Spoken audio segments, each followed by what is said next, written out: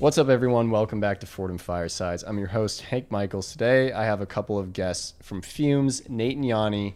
These guys run the show. You guys have two different titles.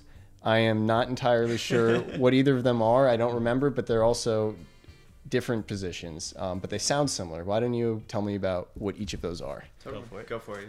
Alrighty, so I'm Yani. I'm the chief of FUEMS. I oversee all medical operations when it comes to the organization. So, making sure EMTs are properly trained, looking at supplies, vehicle operations, all that jazz. Yeah.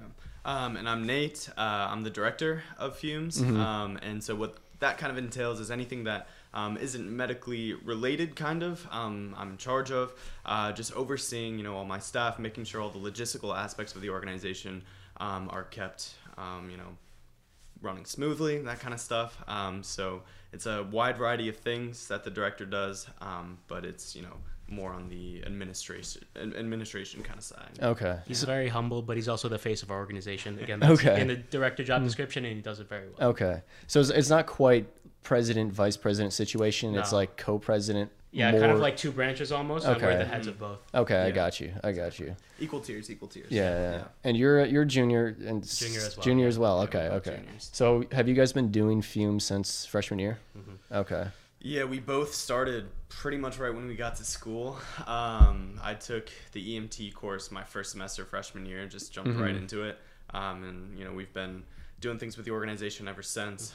It's kind of eaten up all of our time, which is fantastic. Okay. We really love it. But we have put in a lot of time with it. And are you guys both pre-med then?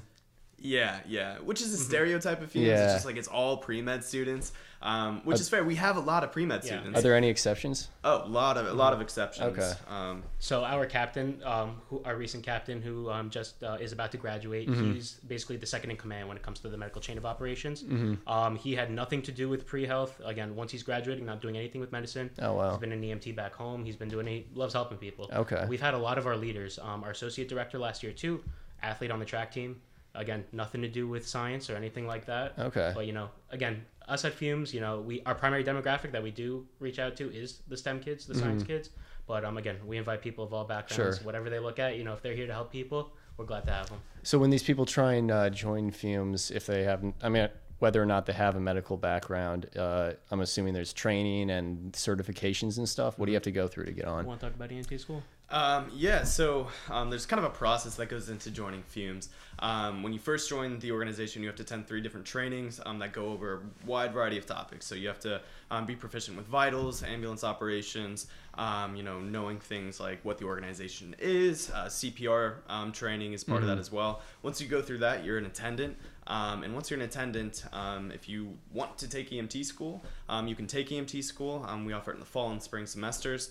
And once you've done that and become a full EMT that's New York State certified, you are able to keep going through the organization at higher and higher levels. I can go into all of those. I don't want to bore you, but yeah. The biggest takeaway from it all, honestly, is that you don't need any prior training. We'll train you. Okay. Again, you go somewhere, you go at home somewhere. EMT school can cost you $1,000, a lot of money. But FUEMS very generously, we pay for those people. Okay. We don't really turn people away as long as they show a commitment to the organization. They're here to help. We'd be more than happy to get them New York State certified. Do these certifications carry over after graduation? These people can be EMT for life? So the way it works, again, for the most part, pretty similar with the state, even us. So, I know your certification's expiring soon, as is mine. You have to go through refresher courses. The certification lasts about 3 years. Okay. That being said, once you're New York State certified, let's say you live back home in New York, you can use a certification, serve there. It's just that, to make sure that we're up to date with our skills, the state and nationwide too, it's the same thing, that you do have to constantly be recertified. Okay. Yeah. So you guys are both pre-med, and you said that they FUEM targets pre-med kids when they're recruiting. Do they do something special that drew you guys to FUEMS, or were you planning on doing this before you came to Fordham? What was it? Well, first of all, we don't really recruit. Yeah. That's not really a thing that we do. We just happen to draw a lot of pre-med students. I don't even know what recruiting would look like.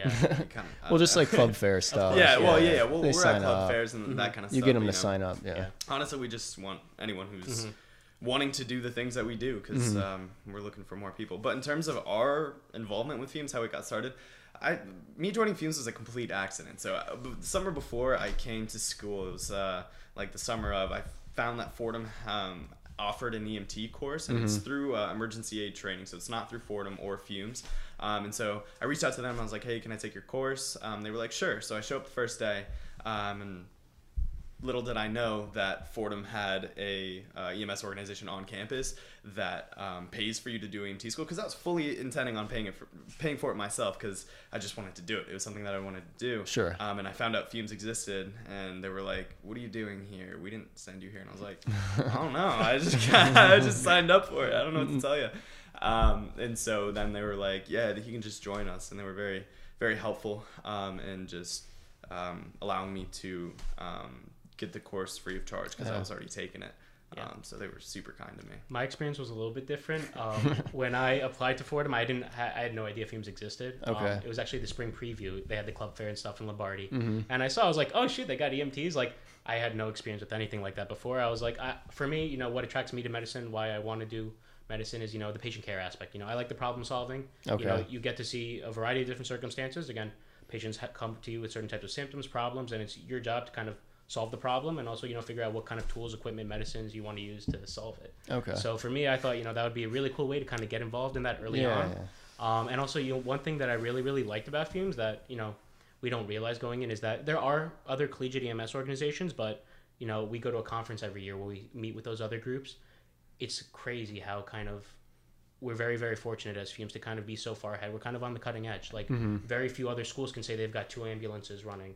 Sure. Most of the time. We're entirely student run. Again, no adults really involved. Nate and I kind of run the show. We have our staffs, people that work with us. We manage our own finances, things like that. And so it's crazy, like the amount of moving parts that it takes to run an organization like this. And so like the more and more I learned about it, I knew I just wanted to be more and more involved. Yeah. That was a lot of humble bragging.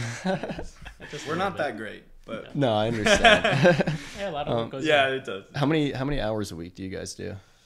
That's a tough one, because we can sign up for as many shifts as we Well, it want. might be different for you guys too. Yeah, right? yeah. What's the average? Average for a active FUEMS member, usually probably 1 or 2 shifts a week, and those are usually overnights. So you get there at 6 p.m. And you're on until 8 a.m. the next day, responding to anything. Rewarding work though. Oh, absolutely. Yeah. Clearly for you guys. I think that works on so many different levels in terms of, you talk about rewarding. In one sense, it just as a leader, I've grown so much, to be able to make that decision making, being cool under pressure. I've grown so much in that aspect, and there's so many skills that apply to nearly any field that you can think of that's not specific to medicine that you pick up doing this kind of work. Working as a team, making sure everything's coordinated, and they're just things that you can bring everywhere. And also, we spend so much time together, too much time to get sick of this guy at this point. But we spend so much time together that you end up being very, very close with each other, and you form really strong bonds. And the other aspect to that is that we see some stuff that not really other people can understand, or that we can turn to talk about. Yeah. Tough calls that we see on campus. A lot of people think that we just take drunk kids, but we do get some pretty tough calls that are take its toll. They take its toll, and so we turn to each other to kind of get through that, and to talk, and to be like, hey, you okay? I'm not doing okay. Those kinds of things. And so that's been another extremely rewarding thing, those relationships we formed. Do you guys do you just help out or bring the ambulance to kids with physical injuries, or will you take people with like panic attacks and that sort of thing as well? So we do it all. Again, we're kind of like, just like you'd call 911 for any situation, you'll call public safety, we'll be there. We respond to all Fordham students and faculty on off campus. If you're ever around in the area, we'll send our rig over there. Okay. Again, we've had, as of recently, we've dealt with absolutely anxiety attacks. I dealt with a heart attack earlier in the year, things like strokes. Oh, wow. We see them. It's not common, but it does happen. And so any and all situations, again, we've got the same training as FDNY, things like that. We go through it all. It's, again, because we are a college campus, we're very fortunate that our demographic is very young and for the most part fit and healthy. Yeah. So we don't see it, but when it does happen, you got to be ready. In these worst case scenarios, do you take them to St. Barnabas or someone else? It depends. A lot of it has to do with proximity. So St. Barnabas is the closest. Yeah. I'll say this completely on the record right now. I am 20 years old. If anything were to happen to me, the first thing I'd tell my EMTs, if they ever respond to me, take me to St. Barnabas. Again, we know the doctors. We have a very, very good working relationship with them. I know it gets a bad rep sometimes, but at the end of the day, like they are excellent there. Their patient care is very good. They do take good care of you. That's definitely good to know. I think I'm going to take this opportunity to open up it to the couple of questions that I got. I posted this on my Instagram story. Oh boy. Yeah, there's a couple here that are worth asking. All right. Here we go. I won't say who asked them just in case. No problem. Yeah, you gotta keep confidentiality. Absolutely. Yeah. This one is advice for incoming freshmen. It's not a question, but Just general Yeah, advice general for incoming advice. freshmen. Yeah. Oh man, so this doesn't have to be related to fumes or anything. Like, I'm assuming it's related to fumes. I'm assuming it might be Yeah. related to drinking because I guess that's what a lot of people think fumes is all fair. about. But yeah, okay. up to you. Let me think.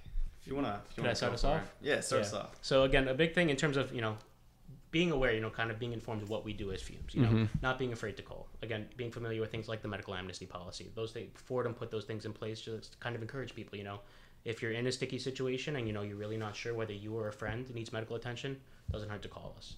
Again, we don't deal with anything in terms of discipline. We're not here to get people in trouble. We're here, if they need medical assistance, we're here to provide it for them. In terms of, being a freshman too, again, I say shameless plug, look into joining an organization like FUEMS or, any other campus organizations. It's a great way, meet new people.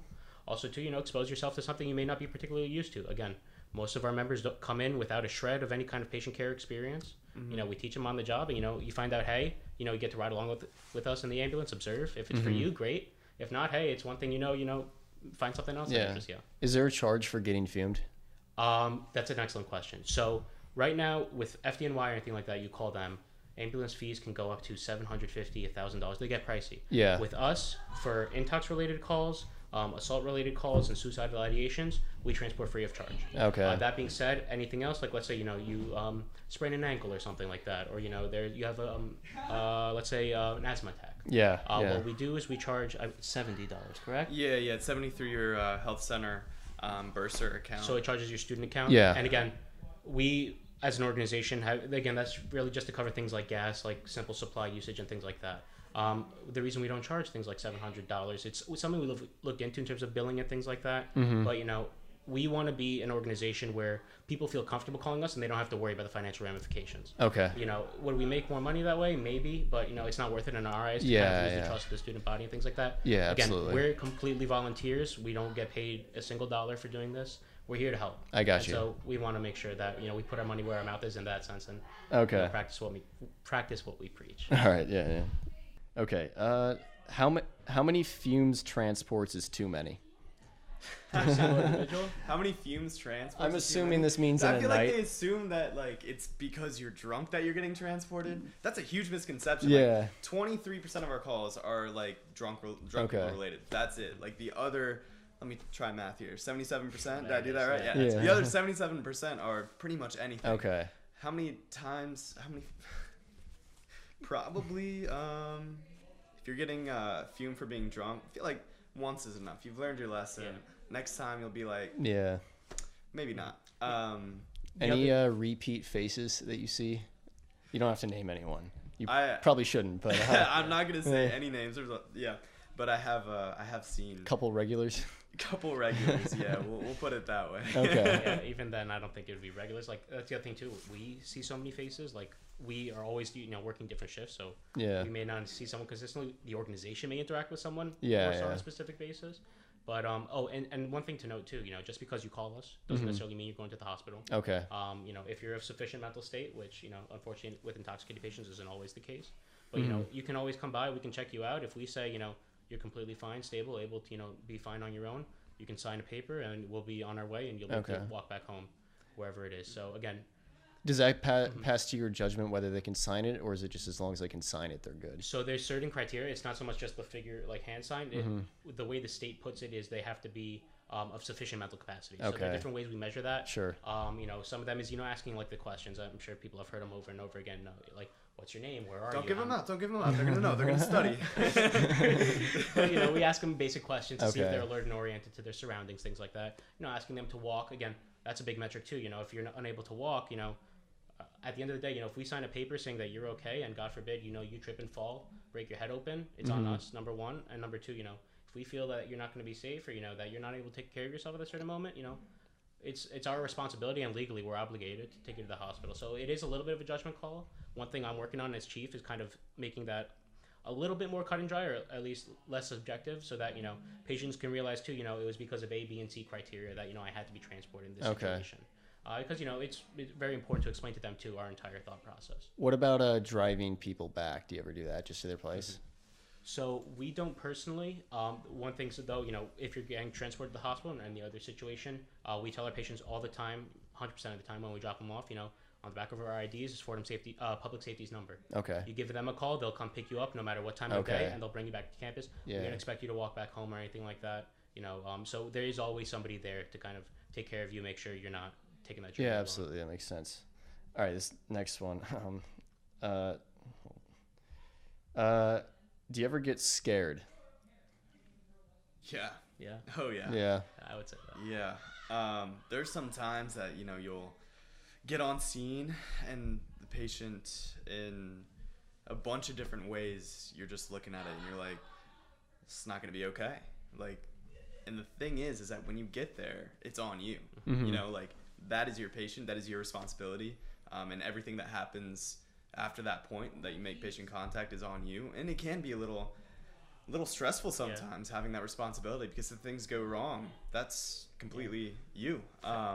And so I would say I have been in a lot of situations where I'll get there, and on the outside, I might look cool, but on the inside, I'm freaking out, because it's just like maybe something I've never seen before, or something I'm really uncertain about. But that's where training comes in. Making sure you're prepared for any situation that you could walk into. Yeah. And it's so vast, the amount of scenes that you walk into. A lot of the times it could be, a psychotic breakdown. Sometimes it could be someone, really bleeding out.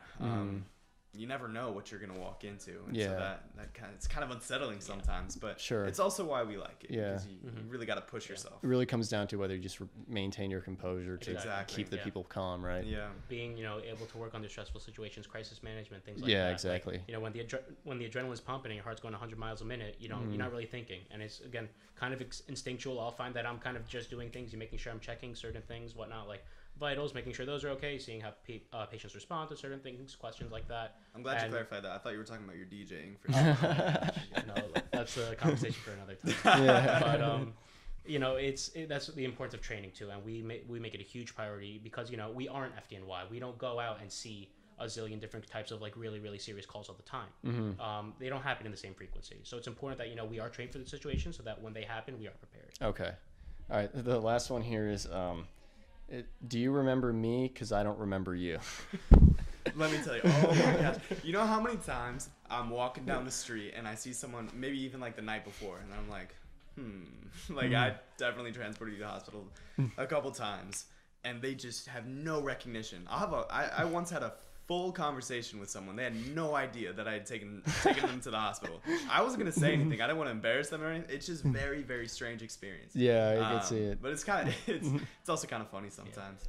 And it's funny too, because us, like Nate and I, and like once we're crew chiefs, which is kind of like we're in charge of the crews. Yeah. We see so many calls that, at least for me, like, not that I don't remember people, but like it takes a minute. Like sometimes people will come up to me and they'll be like, you transported me last night, or thank you. It's really nice when you say thank you. If you see us, you want to say thank you, by all means. But it's sometimes it like takes a minute to register. Yeah. But honestly, like I don't really walk around. Again, we as FUEMS, we respond to people, when they're not at their best. Okay. We're seeing them, in some of their scariest situations. They're scared. They're in a situation that they're completely unfamiliar with, uncomfortable with, and we recognize that.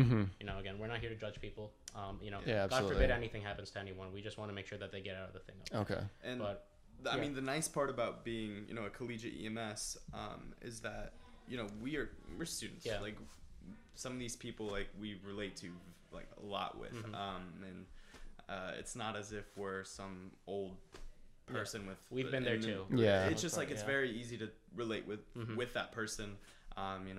Know where they're at, what they do day to day, and that makes it easier for us to make that person a little more comfortable. It makes us more comfortable. There is a strength to that, I think. Yeah, I think so. It's students helping students at the end of the day. Okay.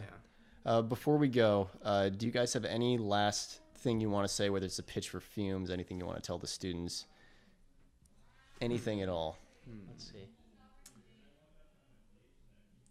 One thing I'll say is, something we're trying to work on, is just kind of be informed. Sometimes we have patients, ask us things like, you're just doing it because you're charging us, or, we're getting paid to do this. And, for us on our end, we're going to do our best to kind of communicate to the rest of the campus what we do, to encourage people, seek help when they need it. Yeah. But at the same time, too, it's incredibly important that I think, people also learn how to help themselves, in the sense that one of the big things that we're launching is, a big CPR initiative. Our ultimate priority and our ultimate goal is, for us to live in a society where we're no longer needed, where, people are able to help each other, where people are trained and educated. Yeah, and that's awesome. Like that. So, the more we can do to help, and again, we've been doing it. We've been trying to provide trainings if people ever need, some kind of training or anything like that, or want to learn more. Yeah, please do feel free to reach out to us. Awesome. Well, that was great. That was great. I don't think I can really top that. I don't know. That's fair. Just, Yeah, you want to pitch your Instagram pitch my Instagram. No. We're not Tag gonna, it. We're not pitch, Too many letters in those mine. things. Not worth it. Yeah. Does Fumes have an Instagram page? That we do have an Instagram Yeah. page. Just look up Yeah. Fordham University. I'll link it MS. below the video. Wow. Awesome. Wow. Oh Thank yeah, you very it's much. efficient like that. It's official. All right, Nate and Yani, thank you so much for coming on. Thanks a It ton was for great. having us. I hope you guys learned something. I certainly did, because I honestly did not know a lot about Fumes. Besides, they they ride around in ambulances at night. We just do it because we like putting lights and sirens on. Absolutely. And the ambulances have a great speaker system Yeah. inside, so that's pretty much what I do. I think you guys almost hit me once. Wasn't me. Probably wasn't you guys. I don't know. I'm gonna deny all responsibility for that one. But. We'll look into that. All right. Thank you guys for watching. I will see you sometime after break with another episode. As always, I've been Hank Michaels. This is Fordham Firesides. Goodbye.